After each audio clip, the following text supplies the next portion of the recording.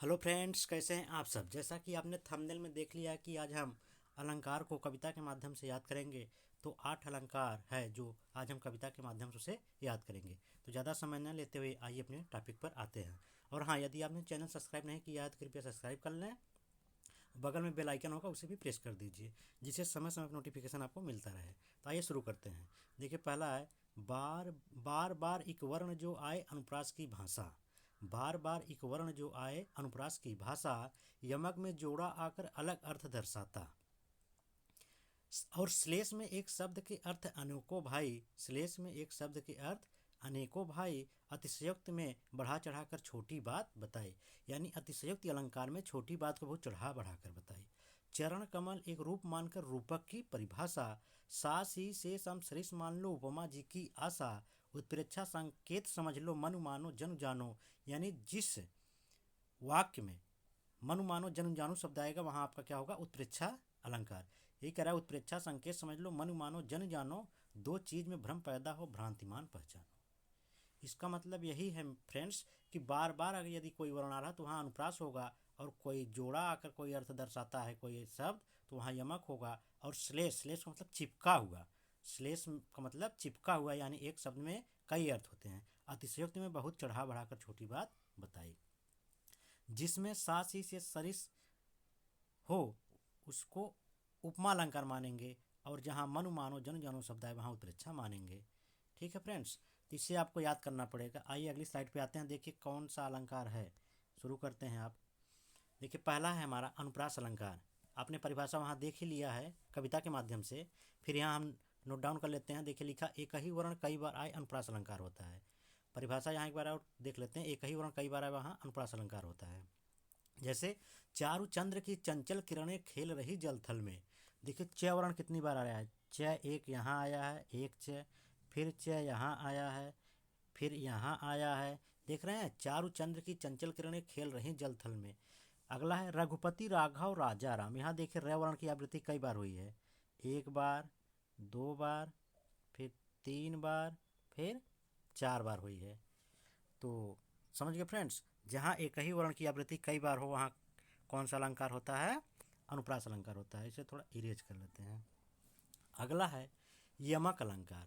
अभी आपने ऊपर देखा कि एक शब्द के दो दो बार होता है, यानी एक शब्द दो बार होता है और दोनों बार उसके अर्थ अलग अलग होते हैं। आपने यही देखा यमक में कि यमक में जोड़ा आकर अलग अर्थ दर्शाता। तो देखिए इसका उदाहरण क्या है, सजना है मुझे सजना के लिए, सजना है मुझे सजना के लिए। देखिए इसमें सजना सजना शब्द दो बार आया। देखिए एक सजना का मतलब होता है सजना माने तैयार होना, संवरना, और एक सजना का मतलब क्या होता है, पति। इस सजना का मतलब क्या है, संवरना, और इस सजना का मतलब क्या है, पति। तो वही कह रहा है कि सजना है मुझे सजना के लिए। कोई नवयुवती है जो कह रही है कि सजना है मुझे सजना के लिए, मतलब मुझे तैयार होना है अपने पति के लिए। अगला है कनक कनकते सगुनी मादकता अधिकाय। बहुत ही बहुचर्चित उदाहरण लिए हैं फ्रेंड्स। कनक कनकते सगुनी मादकता अधिकाय, या खाए बैराय जग वा पाए बौराय। एक कनक का मतलब क्या है, इसका मतलब सोना है। इसका मतलब क्या है, सोना। एक कनक का मतलब सोना है और एक कनक का मतलब क्या है, धतूरा है। तो देखिए जब मनुष्य सोना पान पा जाए तो भी घमंड हो जाता है उसे, और यदि वह धतूरा भी खा ले तो भी वह नशे में हो जाता है। वही करा कि कनक कनकते सगुनी मादकता अधिका, या खाए बौरा व पाए बौरा। यानी सोना पाए तो उसे उसे घमंड हो जाता है, और यदि वह धतूरा खा ले तो भी वह नशे में हो जाता है। अगला है श्लेष अलंकार, जहाँ एक ही शब्द के अर्थ निकले। अभी आपने कविता के माध्यम से देखा कि श्लेष में एक शब्द के अर्थ अनेकों भाई। तो वही करा जहाँ एक शब्द के अर्थ अनेक निकले। जैसे उदाहरण है, सुबरन को खोजत फिरत कभी बेविचारी चोर। सुबरन को खोजत फिरत कभी बेविचारी चोर। तो देखिए सुवरन, सुवरन का मतलब क्या है, कवि के लिए क्या है, सुंदर वर्ण। सुवर्ण का मतलब कवि के लिए क्या है, सुंदर वर्ण। कवि के लिए क्या है, सुंदर वर्ण। कवि के लिए है सुंदर वर्ण। और सुवर्ण का व्यभिचारी के लिए क्या है, इसका अर्थ व्यभिचारी का मतलब है जिसका आचरण अच्छा न हो, उसके लिए सुवर्ण का मतलब सुंदर शरीर। और चोर के लिए सुवर्ण का अर्थ क्या है, सोना। चोर के लिए सुवर्ण का अर्थ सोना। अगला है रहीमन पानी राखिए बिन पानी सब सून, पानी गन उबरे मोती मानुस चून। ये भी बहुत चर्चित उदाहरण लिए हैं फ्रेंड्स। रहीमन पानी राखिए, देखिए रहीमन जी क्या कर रहे हैं, पानी राखिए बिन पानी सब सून। पानी शब्द का अर्थ मनुष्य के लिए क्या है कि विनम्रता या सम्मान या इज्जत। मनुष्य के लिए पानी शब्द का अर्थ विनम्रता या सम्मान या इज्जत होना चाहिए। बिन पानी सब सून, यदि यह सब नहीं है तो सब बेकार है। सब क्या है, बेकार है। अगला है पानी गैन उबरे मोती मानुस चून। देखिए पानी गैन उबरे मोती मानुस चून, पानी के बिना यानी मोती में जो चमक होती है वो पानी के कारण ही होती है। और मानुस, मनुष्य के लिए फिर वही शब्द आएगा, विनम्रता, सम्मान और इज्जत। और चून, चून का मतलब आटा। यदि आटे में पानी न जाए या पानी न डाला जाए तो आटा कैसे गूंथेगा। तो देख समझ गए फ्रेंड्स। रहीमन पानी राखे बिन पानी सब सून, यानी मनुष्य के लिए सबसे बढ़िया उदाहरण है कि मनुष्य के लिए जो पानी शब्द का इस्तेमाल हुआ है विनम्रता, सम्मान या इज्जत होना चाहिए। और बिन पानी सब सून, यदि ये सब नहीं है तो सब बेकार है। पानी गैन उबरे मोती मानुस चून। अगली स्लाइड पे आते हैं फ्रेंड्स। देखिए अगला क्या है, श्लेष अलंकार। श्लेष अलंकार जहाँ एक ही शब्द के अर्थ अनेक निकले। सुबरन को खोजत फिरे कभी बेविचारी चोर, रहीमन पानी राखे बिन पानी सब सून, पानी गैन उबरे मोती मानुस चून। अभी आपने इसे देखा। अगला देखते उपमा अलंकार। जब पंक्ति में योजक चिन्ह आए और उसके पीछे सा सी से आदि शब्द लगा हो।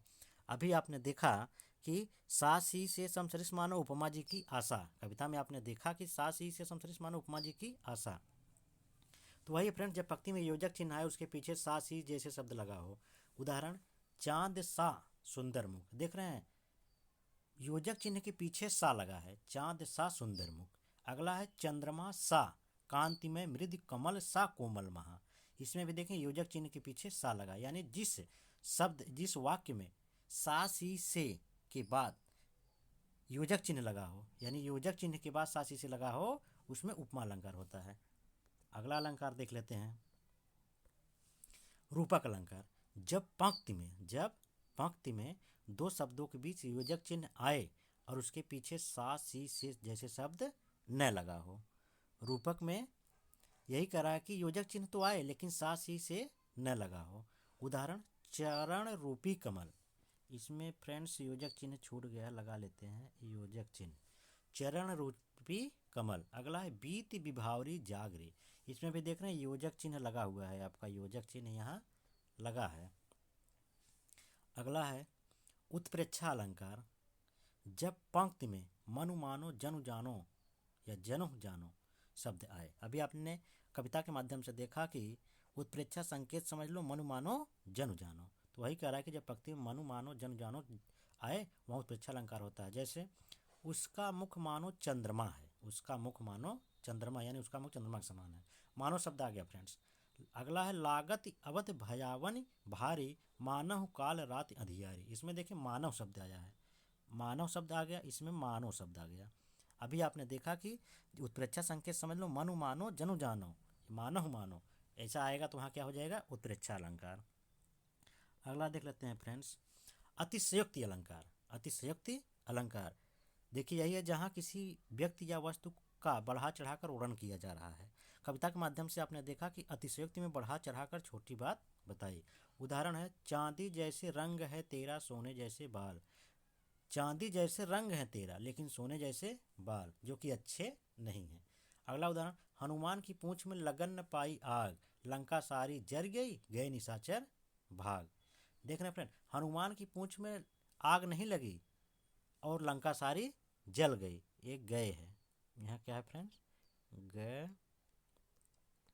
ये बना लीजिएगा, गए।